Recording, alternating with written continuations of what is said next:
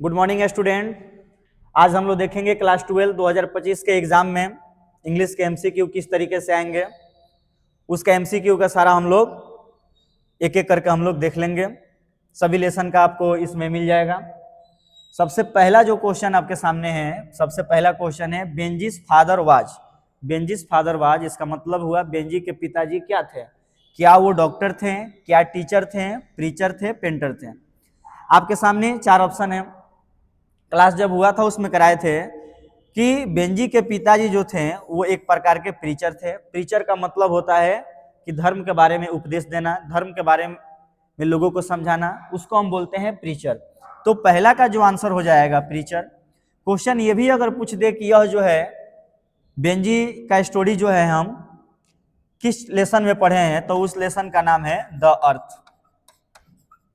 The earth में हम ये सारा चीज का स्टडी किए हैं बेंजी का। सेकंड जो क्वेश्चन है, H.E. Beats was born in। H.E. Beats was born in second question है। तो H.E. Beats was born in में हम देखेंगे कि यहां पे ये जो है ये एक ऑथर का नाम हुआ। जो द अर्थ लेसन है उसको लिखने वाले जो राइटर है उनका नाम है H.E. Beats।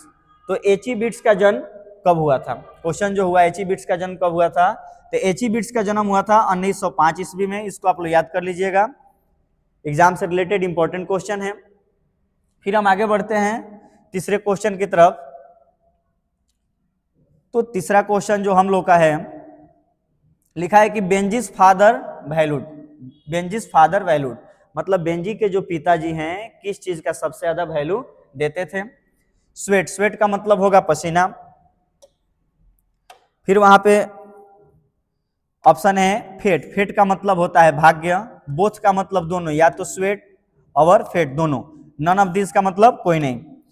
तो इसमें आपके सामने जो क्वेश्चन है, बेंजी के पिताजी वैल्यू करते थे। तो बेंजी के पिताजी अपने भाग्य पर वैल्यू करते थे। वो समझते थे कि भाग्य ही सब कुछ है, भाग्य मेरे जो कुछ लिखा होगा वही होगा।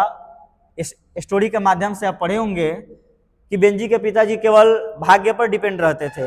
वो ये नहीं सोचते थे कि हमको वर्क करना है, हमको पैसा कमाना है, वो इस पे डिपेंड नहीं रहते थे। वो सिर्फ डिपेंड रहते थे अपने फेट पे, अपने भाग्य पे। फिर आगे का जो क्वेश्चन है, आगे का क्वेश्चन है कि when did doctor Hussain deliver this speech. When did doctor Hussain deliver this speech. Doctor Hussain ने इस भाषण को कब दिया? जब वो भाषण दिए थे, स्पीच दिए थे, तो कब दिए थे? ये चैप्टर में से लिया गया है, भारत इज माय होम। पहला ऑप्शन है on independence day, independence day के शुभ अवसर पे। दूसरा ऑप्शन जो दिया है रिपब्लिक डे। तीसरा है व्हेन ही टूक ओथ एज द प्रेसिडेंट। चौथा है ऑन आर्मी डे। तो ये चारों ऑप्शन में से देखा जाए तो ये भी नहीं होगा, ये भी नहीं होगा, ये भी नहीं होगा। आप पढ़े होंगे उसमें कि डॉक्टर जाकिर हुसैन जो थे, जब वह राष्ट्रपति पद का, प्रेसिडेंट पद पे, पोस्ट पे जब वो ओथ ले रहे थे, ओथ का मतलब होता है शपथ लेना, जब वो शपथ ले रहे थे तो उस दरमियान उन्होंने स्पीच को दिया था, जिसका हम लोग क्लास 12th में जो चैप्टर का नाम है वो चैप्टर है भारत इज माई होम। उसमें हम लोग स्टडी किए हुए हैं। उसमें हम पढ़े हुए हैं कि जब प्रेसिडेंट के पोस्ट पर वो थे उस समय वो क्या कर रहे थे? उस समय वो शपथ ले रहे थे। फिर अगला क्वेश्चन देखते हैं। अगला पांचवा जो क्वेश्चन है, पांचवा क्वेश्चन अच्छा क्वेश्चन है, इंपॉर्टेंट क्वेश्चन है। The word erudition stands for. The word erudition stands for, ये जो वर्ड हुआ एरोडिशन का क्या मतलब होता है? इट मीन्स हम बोल सकते हैं कि what is the synonyms of erudition. तो पॉवर्टी का मतलब होता है गरीबी, ग्रेट नॉलेज का मतलब उच्च ज्ञान, प्रोस्पेरिटी का मतलब होता है उन्नति, ग्रीड का मतलब लालच। तो ये जो वर्ड एरोडिशन है इसका मतलब होगा ग्रेट नॉलेज। तो इसमें जो राइट ऑप्शन होगा, राइट ऑप्शन होगा ग्रेट नॉलेज। आगे का क्वेश्चन हम देखते हैं। अगला क्वेश्चन है कि doctor Zakir Hussain was born in. Doctor Zakir Hussain का जन्म जो है कब हुआ था? तो डॉक्टर जाकिर हुसैन का जन्म हुआ था 1897 में, और इनका जो डेथ हुआ था, याद रख लीजिएगा अगर क्वेश्चन पूछ दे, 1969 में हुआ था। और जो जगह का नाम पूछे तो इनका जो जन्म हुआ था हैदराबाद में हुआ था। ये 3 बात याद रखिएगा। जन्म 1897 में हैदराबाद में जन्म हुआ था और 1969 में वो मरे हुए थे। अगला क्वेश्चन हम देखते हैं। अगला क्वेश्चन देखिए, अभी आपको बताएं ये question, doctor Zakir Hussain was born in, 7 number जो क्वेश्चन है, डॉक्टर जाकिर हुसैन का जो जन्म हुआ था वो कहाँ पे हुआ था? तभी आप लोग को बताएं कि उनका जन्म हुआ था हैदराबाद में। तो इसका जो राइट ऑप्शन हो जाएगा हैदराबाद हो जाएगा। 8 नंबर जो क्वेश्चन है, doctor Zakir Hussain was long associated with, इस क्वेश्चन का मतलब हुआ कि डॉक्टर जाकिर हुसैन का जो संबंध था वो सबसे ज्यादा किससे था? क्या उनका संबंध बिजनेस से था, शिक्षा से, आर्ट का मतलब कला और गेम का मतलब खेल? तो डॉक्टर जाकिर हुसैन का सबसे ज्यादा कोई संबंध रहा है तो एजुकेशन को लेकर रहा है। अपने स्पीच के भी माध्यम से उन्होंने एजुकेशन के बारे में बहुत ज्यादा मात्रा में बच्चों को समझाया है, स्टूडेंट को बताया कि एजुकेशन जो है वेरी वेरी इंपॉर्टेंट है। नेक्स्ट हम क्वेश्चन देखते हैं, 9 नंबर क्वेश्चन। अच्छा क्वेश्चन है, पावर शुड बी, यहाँ पे टाइपिंग थोड़ा गड़बड़ हुआ है, power should be used only for, power should be used only for, जो शक्ति है उसका प्रयोग होना चाहिए केवल, जो पहला ऑप्शन है मेकिंग मनी, पैसे को बनाने के लिए, moral purpose, on interest, material gain, मतलब वस्तुओं को गेन के लिए, अपना कुछ इंटरेस्ट के लिए, या एक नैतिक उद्देश्य के लिए, और ये वाला ऑप्शन जो है ये हुआ पैसा बनाने के लिए।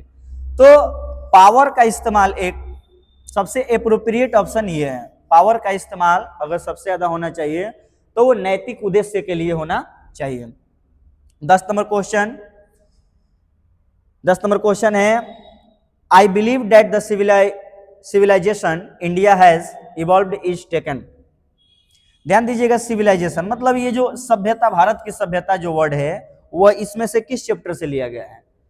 तो अब देखते हैं कि सिविलाइजेशन वर्ड आया है तो ये आपका अ चाइल्ड इज बॉर्न, इसका आंसर इसी में छुपा हुआ है। अ चाइल्ड इज बॉर्न में से भी नहीं लिया गया है, आई हैव अ ड्रीम में से भी नहीं, Indian civilization and culture right option होगा। इंडियन सिविलाइजेशन कल्चर में से भारत की सभ्यता के बारे में बतलाया गया है और उसमें यह भी बतलाया गया है कि हम लोग को कभी भी वेस्ट जो कंट्रीज है वहां के सिविलाइजेशन को फॉलो नहीं करना चाहिए। We should always follow our Indian civilization and culture according to the lesson Indian civilization and culture. चलिए आगे हम लोग क्वेश्चन देखते हैं।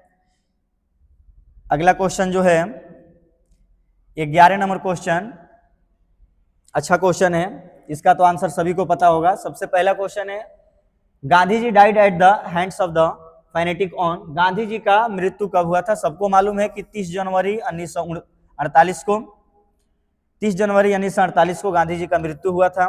Civilisation is the state of development of, जो सभ्यता होनी चाहिए, सभ्यता का डेवलपमेंट, सभ्यता का विकास सबसे ज्यादा किस में होना चाहिए? तो नॉन लिविंग थिंग में, ये कोई एसेंशियल नहीं है, पक्षी में नहीं, जानवर को कोई सभ्यता से मतलब नहीं। तो सभ्यता को जो सबसे ज्यादा होना चाहिए वो होना चाहिए पीपुल, लोगों में, लोगों में। तो option number A will be correct. चलिए 12 क्वेश्चन हुए और आगे देख लीजिए।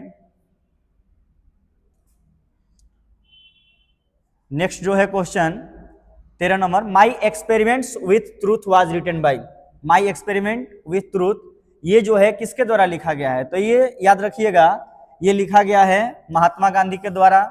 ये भी बहुत इंपॉर्टेंट क्वेश्चन है। People in ancient days were satisfied with, जो पहले के लोग हुआ करते थे वो सबसे ज्यादा किससे सेटिस्फाई हुआ करते थे? क्या वो टाउन से होते थे, क्या वो शहरों से, क्या वो सिटी से? तो पहले के जो लोग हुआ करते थे अपने विलेज में ही खुश रहा करते थे। तो ऑप्शन हो जाएगा डी, जो कि हो जाएगा विलेजेस।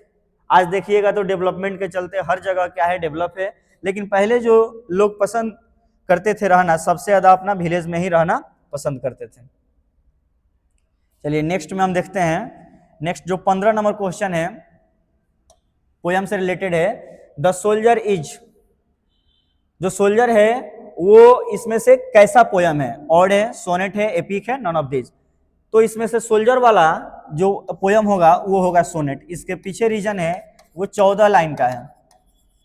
14 लाइंस का कोई भी पोयम है, ध्यान रखिएगा, 14 लाइंस का कोई भी पोयम है उसको हम लोग सोनेट बोलते हैं। ये एग्जाम में ऐसे भी पूछ सकता है 14 lines of poem are called, और ऑप्शन दे देगा तो उसको हम क्या बोलेंगे, सोनेट। लेकिन शर्त ये होना चाहिए 14 लाइन का होना चाहिए। 16 नंबर देखिए, द सोल्जर इज, जो सोल्जर जो है, सोल्जर का क्या मतलब हो, सिपाही। तो सोल्जर जो हुआ वो किस तरीके का पोयम है, तो पैट्रियोटिक होगा, क्योंकि इसका मतलब होता है देशभक्ति, देशभक्ति वाला ये क्या है, पोयम है। तो option number C will be correct. 16 question हो गए और आगे हम लोग देखते हैं। अगला जो क्वेश्चन है 17 number, the soldier deals with, the soldier, जो सोल्जर पोयम है, ये सोल्जर पोयम जो डील्स करता है, किस देश के राइटर ने इसको लिखा है, किस देश को ये डील करता है, तो जो राइटर थे वो राइटर थे इंग्लैंड के। ऑप्शन नंबर हो जाएगा डी सही।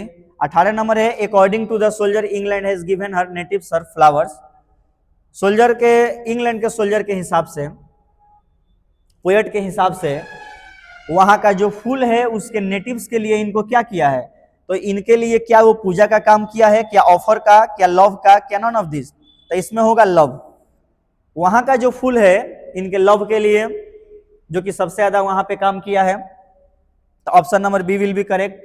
अगला हम देखते हैं 19 नंबर जो क्वेश्चन है, ये भी अच्छा क्वेश्चन है, who has composed the poem the soldier, ध्यान दीजिएगा, who has composed the poem the soldier, the soldier जो पोयम है उसको किसने कंपोज किया है, तो इसके राइटर का नाम होगा रूपर्ट ब्रूक। रूपर्ट ब्रूक जो थे उन्होंने कंपोज किया था। अगर पूछ दे वो कहाँ के थे, तो वो थे इंग्लैंड के थे, इंग्लैंड के बारे में ही उन्होंने इसमें डिस्क्राइब किया है और एक सोल्जर के बारे में अच्छा इन्होंने पोयम को दिया है। नेक्स्ट क्वेश्चन है, Rupert Brooke is a remember as, Rupert Brooke को किस रूप में रिमेंबर किया जाता है, तो हम लोग क्या पढ़े हैं, इनका जो हम पोयम पढ़े हैं उस पोयम का नाम था द सोल्जर, तो द सोल्जर उनके पोयम का नाम था। तो सोल्जर मतलब सिपाही, तो ये किससे रिलेटेड होगा, तो ये होगा वार से, मतलब यूथ से रिलेटेड होगा। तो option number D will be correct. मतलब ये जो है रूपर्ट ब्रूक को याद किया जाता है किस रूप में, तो वार पोएट, वार पोएट का मतलब युद्ध के कवि। चलिए आगे हम लोग देखते हैं 21 नंबर question, Rupert Brooke is remembered as, same वही क्वेश्चन, इसका भी क्या हो जाएगा, वार पोएट। 22 नंबर है, मैकेविटी मूव्स लाइक, ये भी पोयम का है, Macavity the mystery cat, Macavity moves like a, Macavity जो है किस तरीके से मूव होता है, तो उसका ऑप्शन हो जाएगा स्नेक। स्कॉर्पियन तो होगा नहीं, बिच्छू की तरह नहीं, बंदर की तरह भी नहीं, स्नेक जो है ऑप्शन है वो सही हो जाएगा। आगे बढ़ते हैं हम लोग, अगला जो क्वेश्चन है 23 number, Macavity is a, Macavity जो है पोयम में हम देखे थे कि मैकेविटी किसका नाम रहता है, तो हम ये भी देखे थे कि मैकेविटी जो है वो कैट का नाम रहता है। वो किस तरीके से मैकेविटी कैट आती है और छुप के क्राइम करती है और फिर क्या करती है, चली जाती है। तो उसमें कैट का जो डील्स किया गया है वो कैट को ही डील्स किया गया है मैकेविटी के रूप में। नेक्स्ट क्वेश्चन है, an epitaph deals with a beautiful, an epitaph जो पोयम है वह डील्स करता है, वह संबंध रखता है, वह डील्स करता है किससे, एक गर्ल से, एक लेडी से, बेबी, नॉन ऑफ दिस। इसमें ध्यान दीजिएगा, गर्ल लेडी दोनों ऑप्शन करेक्ट होगा। इसमें थोड़ा टाइपिंग में होगा, यहाँ पे बॉय होना चाहिए और यहाँ पे लेडी। तो इसमें अब यहाँ पे हुआ कि एन एपिटाफ जो है वो किसको डील करता है, तो वो एक लेडी को डील करता है। और एन एपिटाफ भी जो है वो हमको वेस्टर्न कंट्री का उस साइड का ये पोयम आपके सामने है। अगला क्वेश्चन हम देखते हैं, अगला क्वेश्चन जो है, the lady mention in the poem and epitaph belong to, अभी आपको बताएं, जस्ट बताए हैं कि वह लेडी जिसको एन एपिटाफ पोयम में डिस्क्राइब किया गया है, बतलाया गया है, वो कहाँ की थी, क्या north country, east, west, south, तो अभी जस्ट बताए हैं कि वेस्टर्न कंट्री का ये पोयम है, तो द वेस्ट कंट्री इसका राइट ऑप्शन हो जाएगा। नेक्स्ट क्वेश्चन है, the term crumble used in the poem and epitaph means to, and epitaph का ही ये क्वेश्चन है, कि उसमें क्रम्बल का क्या मतलब होता है। तो क्रम्बल का उसमें मतलब होता है डाई। लिव भी नहीं होगा, सफर भी नहीं, डाई ऑप्शन होगा। उसमें एक पोएट का एक उसमें बात रहता है, who will remember when I die.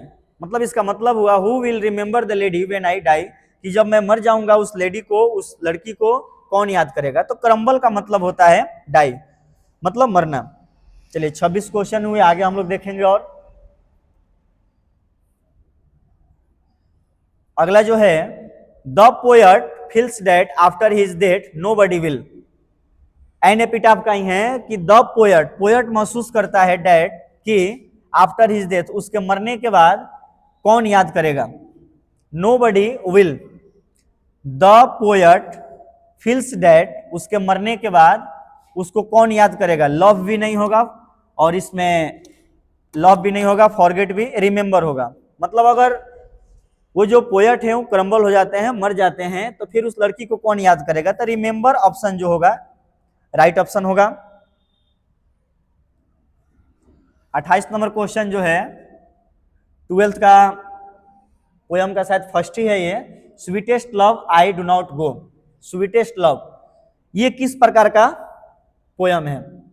तो यहां पे जब स्वीटेस्ट लव, लव का डिस्क्रिप्शन दिया गया, मतलब ऑप्शन जो है लव वाला ही होगा। तो अ लव पोयम, जिसमें कि उसमें का जो पोएट होते हैं वो क्या करते हैं, अपनी बिलव से, अपनी प्रेमिका से दूर जाते हैं, और उसी टाइप का ये क्या है, लव प्रकार का ये क्या है, पोयम है। तो इसका राइट ऑप्शन हो जाएगा सी। अगला क्वेश्चन हम देखते हैं। अगला क्वेश्चन है, who has composed sweetest love I do not go के राइटर कौन है। तो इनके राइटर हो जाएंगे जॉन डॉन, इसको याद कर लीजिएगा। जॉन डॉन जो हैं वह अपनी वाइफ, अपनी बिलव्ड, अपनी प्रेमिका को छोड़कर कहाँ जाते हैं, फ्रांस, जर्मनी, इटली, इंग्लैंड। तो वो जाते हैं जर्मनी। इसको भी ध्यान से आप लोग याद कर लीजिएगा, ये मोस्ट इंपॉर्टेंट है एग्जाम को लेकर। अगला क्वेश्चन हम देखते हैं। अगला क्वेश्चन जो है 31 नंबर, ये क्वेश्चन जो है, who has compose the poem और टू ऑटम। और टू ऑटम जो है उस पोयम को किसने लिखा है, किट्स, वर्ड्सवर्थ। इसका राइट ऑप्शन जो हो जाएगा किट्स हो जाएगा, इसको याद कर लीजिएगा। जितने भी आपके किताब में पोएट का नाम, पोयम का ऑथर, ये सब चीज याद कर लीजिएगा, उसमें से एकदम क्वेश्चन आना ही आना है। इन और टू ऑटम, और टू ऑटम के जो राइटर है देख लीजिए यहाँ पर किट्स है। किट्स जो हैं उन्होंने किसके बारे में डिस्क्राइब किया है, तो और टू ऑटम, लेसन का ही नाम है और टू ऑटम। तो इसमें ज्यादा सोचना नहीं है, जब और टू ऑटम है तो सीधी सी बात है वो ऑटम को ही क्या करेगा, डिस्क्राइब करेगा। तो option number D will be correct of this question. चलिए आगे बढ़ते हैं। आगे हम लोग देखते हैं 33 नंबर क्वेश्चन, ईच एस्टेंजा ऑफ और टू ऑटम कंजिस्ट। और टू ऑटम का उसमें का जितना स्टेंजा है वो कितने लाइन का है।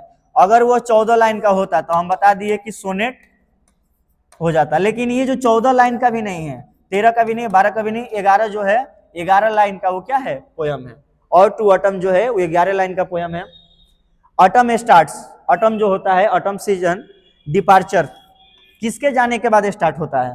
ऑटम सीजन जो होता है वो किसके जाने के बाद, विंटर, स्प्रिंग, रेनी, समर। तो वो हो जाएगा समर, समर के डिपार्चर के बाद होता है। और जो स्प्रिंग होगा वो विंटर के डिपार्चर के बाद होगा, लेकिन ऑटम जो होगा वो किसके, समर के डिपार्चर के बाद होगा। चलिए आगे देखते हैं हम लोग क्वेश्चन। आगे जो है 35 number question, in dash new leaves and fruits come out on trees. ये भी और टू ऑटम का है, ऑटम ऑप्शन हो जाएगा। Who has compose the poem my grand mother house. My grand mother house जो है पोयम को किसने कंपोज किया है, तो कमला दास। कमला दास जो है एक प्रकार का इंडियन पोएटेस हैं, भारत की कवित्री हैं। उन्होंने क्या किया है, इसको कंपोज किया है। अगला हम लोग देखते हैं क्वेश्चन। अगला क्वेश्चन जो है, कमला दास इज एन, ध्यान दीजिएगा, पोएट। पोएट का मतलब कवि, उसका फेमिनिन जेंडर हो जाएगा पोएटेस। कमला दास जो है वो मतलब अमेरिकन पोएटेस थी, इंडियन, अफ्रीकन या रशियन। तो वो थी इंडियन। अभी जस्ट आप लोग को बताए हैं the term Zoroastrian in the fire hymn, ये लेसन का नाम है। वो जो है किसको डिनोट करता है, किस धर्म को, तो जान लीजिए वो ना ही हिंदू, ना ही मुस्लिम, क्रिश्चियन, ना ही पारसी। पारसी जो होगा राइट ऑप्शन होगा। आगे देखते हैं हम लोग 39 नंबर जो क्वेश्चन है, who has composed the poem fire hymn. Fire hymn के राइटर कौन है? तो कमला दास तो अभी हम लोग देखें वो नहीं हो सकती, ये भी नहीं हो सकता, नन ऑफ दिस भी नहीं होगा। इसका राइट ऑप्शन जो होगा के एन दारूवाला। के एन दारूवाला जो होगा इसमें के फायर हाइमन के वो क्या है, इसके पोएट हैं, जिनका नाम है के एन जो हैं किस रिलीजन के थे? तो अभी बताएं कि ज़ोरोस्ट्रियन थे, मतलब पारसी थे, वो मुस्लिम, हिंदू, क्रिश्चियन नहीं थे, वो पारसी रिलीजन से बिलोंग करते थे। अगला हम लोग देखते हैं, अगला जो question 41 number, it was dash of the poet, यहाँ पे टाइपिंग मिस्टेक है, यहाँ पे होगा along with him passing by the cremation Ghat. Cremation का मतलब होता है, क्रीमेशन घाट का मतलब होता है दाह संस्कार, इसको आप लोग नोट डाउन कर लीजिएगा। तो वहां पे जब राइटर जा रहे होते हैं इट वाज द, वो पोएट के क्या होते हैं जब वो लोग जाते हैं दाह संस्कार वाले घाट पे, तो पोएट के वो फादर उनके साथ होते हैं।